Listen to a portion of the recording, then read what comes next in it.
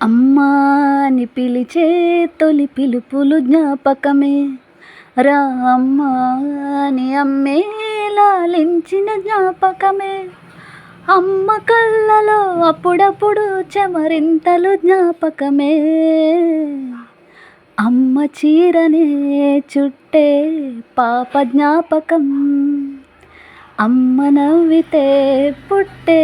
సిగ్గు జ్ఞాపకం, ఏదో ఒక రాగం పిలిచింది వేళ, నాలో నిదురించే